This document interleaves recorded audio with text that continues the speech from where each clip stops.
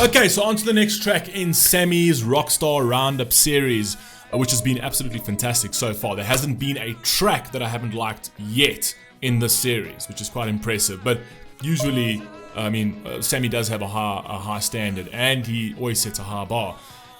So I'm not surprised. Anyway, this is Audioslave, Like a Stone. We have reacted to Audioslave before. I think 2 or 3 or 4 maybe we've reacted to them.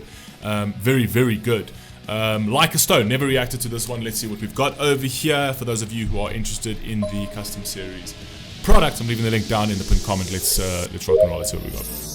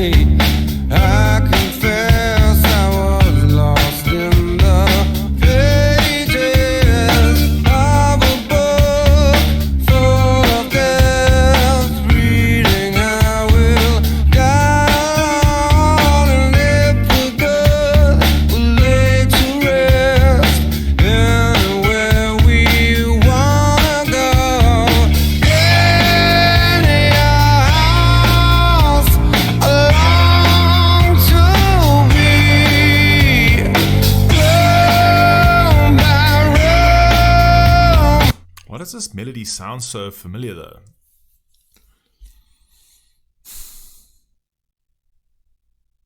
The melody sounds very familiar to me. I haven't actually heard the song. It's not on my playlist or anything. I'm actually not even entirely sure if I've heard the song. Maybe it just sounds similar to something else.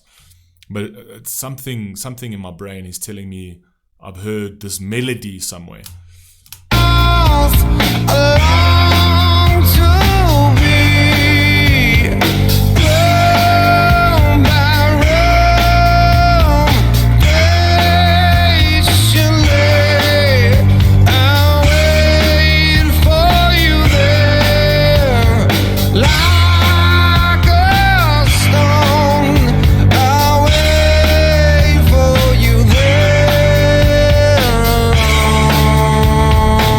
I'm not entirely sure if he's actually speaking of death over here, because he starts it off with like a man sitting in a room sort of contemplating to a certain degree, sitting by the freeway, and then he starts like contemplating in terms of like where if we die, I don't think he put in those exact words, I'm paraphrasing, but if we die, where to, like where do we go, and by what means do we go, and is it like, to a certain degree, is it like is it that we go through like a religious sense with God? Like, you know, is it like, do we have this monotheistic notion of it? Or is it that you just cease to exist at the end of the day? I'm not entirely sure. But then to a certain degree, when he says, I'll be waiting for you there like a stone, so it kind of also alludes to the fact that if we do go to heaven, if it is that we do go to heaven, right, then I'll be waiting for you like a stone, and can't possibly waiting for his family, right? I won't be moving, it'll be static. But then also kind of playing that back into the grave, right? Like being dead like a stone, sort of 6 feet under, like I'm not going anywhere at the end of the day. And then also alluding to the fact that when you die, we all just lay there like stones, just waiting for our family, possibly in the next life, possibly, right? And we wait for, because that's just the sad tragedy of life, is that everyone's going at some point. I don't know. That's what I'm getting so far. Are you there?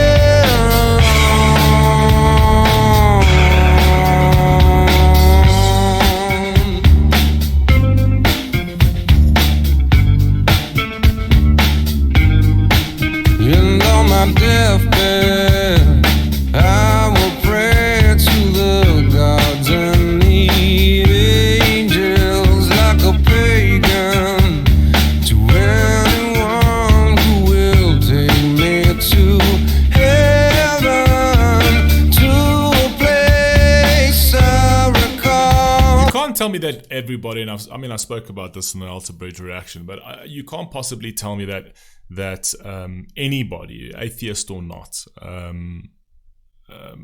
would be okay with the fact that, yeah, okay, well, this is it. Like, this is it. Like, this, we just live this life. We came by chance, right? We came by chance, which is absolutely ridiculous. If you actually just look at the maths of it, is absolutely ridiculous to actually think that we came by chance. That's why I love reading Einstein's theories of the universe, where he actually says the deeper he dove into science, the more he believed that there was something greater at play, right? And that science and religion is intertwined. Just from a mathematical perspective, from an anomaly, right? Just for such perfection to exist in the microscopic level, for that to have come by chance is almost unimaginable, right? I've spoken once before about that watch theory, which in the pocket watch theory, which I think it was either Einstein's theory or somebody else's. I can't really remember. But it was like, if you're the only person on Earth, there's nobody else, absolutely nobody. You're the only one on Earth, and you're walking down the beach and you see something tumbling in the waves, and it's glistening in the waves, and then literally as the wave breaks, you see this beautiful pocket watch, the most intricate, beautiful piece of engineering you've ever seen. All the cogs perfectly placed, the second hand just sweeping, absolutely beautiful, the steel engraved to something absolutely gorgeous, right? And there's nobody else on Earth. There's nothing, absolutely nothing on Earth. It's just yourself, right? You can only come to two possible plausible conclusions. And, well, not plausible or implausible, we don't know. But you could there's only two things that you can think of. Either over time and through friction and the beating of the waves and through the elements and all of that coming together, it just so happened that all of those pieces got created and put together in that order to make that absolutely epically beautiful timepiece. Or something created it. Or that it must have had a creator for it. And if you think about that, you think to yourself, which is more plausible? Like, which is more plausible? What makes more sense to you? The fact that something so perfect, every single piece, every single cog, every single brilliant piece of engineering in every single part just so happened to be that way through frictions and elements and this and that and bangs and whatever it is, or somebody created it, something created it, right? The more plausible notion would be like, something created it. You know what I mean? It didn't just come by chance. So that theory over there. So I just think towards like our deathbed, we would at least hope that we're part of something greater, right? And I think even an atheist would beg to be part of something greater. I think even an atheist would lift his eyes up to whatever he may not believe in and be like, maybe you're there, maybe, maybe you're there, and he would at least hope that something greater is there, right? That this is not the be all and end all. But yeah, anyway, carry on. I was there so long ago. The sky was bruised, the wine was bled, and then you led me on. In your house, along to be room by room, patiently. I'll wait for you there, like a stone. I'll wait for you there, alone. I like his voice.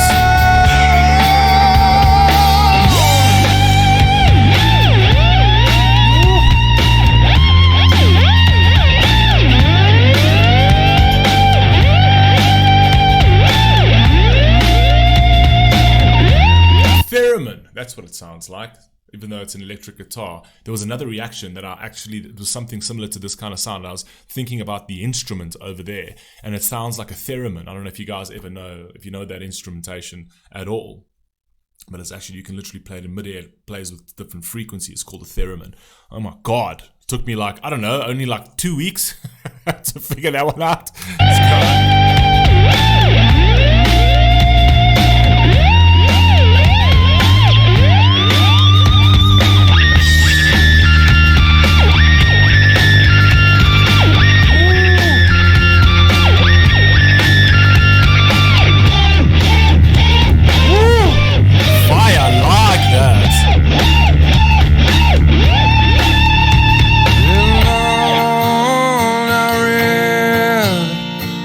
Till the day was gone and I sat in regret of all the things I've done, for all that I've blessed and all that I've wronged. In dreams until my death I will wander on. I'm loving this song. Fuck, this song's fire. Really, really, really like this song. It's basically just someone just sitting there alone and contemplating about death, right? And contemplating about their life, and also thinking about everything that I've done wrong, right? Is it that I've just done them wrong, and that's just who I am, and I'll die that way, and that's my legacy? Or is there redemption of some sort, right? Is there a redemption in the afterlife for all that I've done in this life, right? Is there a cleansing? Is there somewhere that I can go to be, absolved of the sins, right? And those are kind of those, if you're a deep thinker, those kind of things will go through your mind. You will think about death. You will think about where you go. You will think about it in a spiritual sense, in a godly sense, in a religious sense. Do you know what I mean? It means that you do have a deeper understanding of the actual world that you live in. Because if you think it's literally just at the flesh level, right, where we're just these bags of flesh that don't need to control our temptations and don't need to have some level of restraint and discipline, and that everything is just for our temptations and our decadences and all these cheap little bits of feeling and putrid hedonism, right? And that there's no judgment for it. It's it doesn't somehow hurt the soul, right? We're body and soul combined, right? And just because we do something to our physical body, right, doesn't mean that doesn't affect the soul at the end of the day. Just because it actually makes you feel good in your physical body doesn't mean that it does not affect your soul in the long run, right? And I think that what we've done as a society is we've decoupled that. We've trying desperately to decouple the soul and the body, and to say that we are literally just these bags of flesh. We're just physical beings with no soul connected to it, right? Because the soul is what begs for order, and you don't want to have order, so you want to do whatever you want to do without restraint, and therefore those are consistently conflicting, and therefore people are consistently miserable. But anyway, that's just my thoughts. Anyway.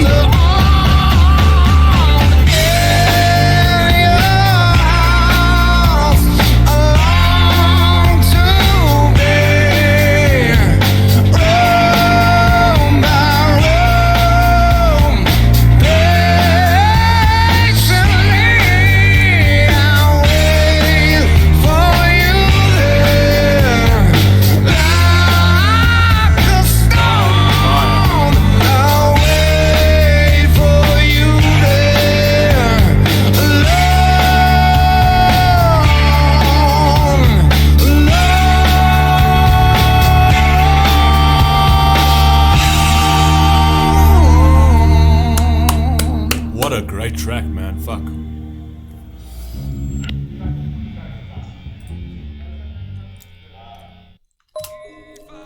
You can actually see through the music, through time and through music, like you can actually see how we've progressed as a society, because so much of the music, just 15, 20 years ago, used to be very aligned to a belief system, very aligned to a faith, right? And it's amazing what happens when you actually start removing that faith, regardless of what it is, regardless of whether it is Christianity, Judaism,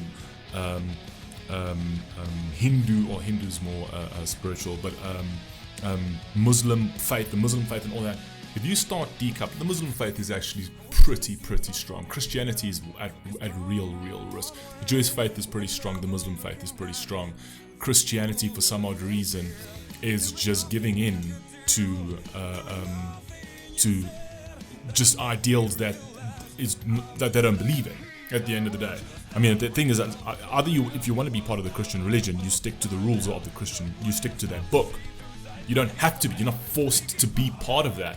But now the Christian religion are speaking to the people that are not sitting in the pews. They're speaking to the people. They're trying to speak to the people who are outside, not in the pews, who have no interest for the message that they are trying to push, while forgetting about the people who are actually in the pews who want to listen to that message.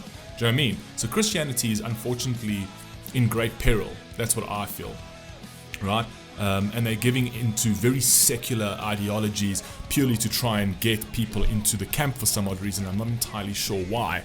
But anyway, you see it in society. The moment you start removing faith and a belief in something that gives you a deeper meaning and a deeper purpose that actually grounds your soul, right? You start removing that, and society immediately starts drifting into these hedonistic notions. You know what I mean? It's crazy. It's actually crazy to see that, and it's like how people aren't putting two and two together is insane. How we are turning to delusion and saying that we've got to turn to delusion to thwart the whole suicide epidemic, but actually by doing that, the suicide rates are actually skyrocketing, right? And then they play into that to say, oh no, it means that we need to affirm even more. So whoa, wait a second, no, but what you said, the science that you said, is actually not working. It's not working. There are more suicides. There are more people that are confused. There are more people who are lost. Do you know what I mean? We didn't have this before. We have this now, right? We would have seen this before. If people weren't being affirmed before this and they weren't allowed to speak to it and they weren't being affirmed, right, you would have seen a skyrocketing suicide rate. But now, the more we affirm, the higher the suicide rate, the higher the confusion. Something doesn't make sense over here. But then again, it's not actually about the science. It's not actually about the science. And when they tell you follow the science, and then when you look for the science and it's not where they told you it was, you know what you should do? Follow the money. Because lo and behold, there will lie the science. Anyway, I love you all, man. Please stay safe, please stay healthy. And I'll catch you on, the very next one. It's coming up now. Peace!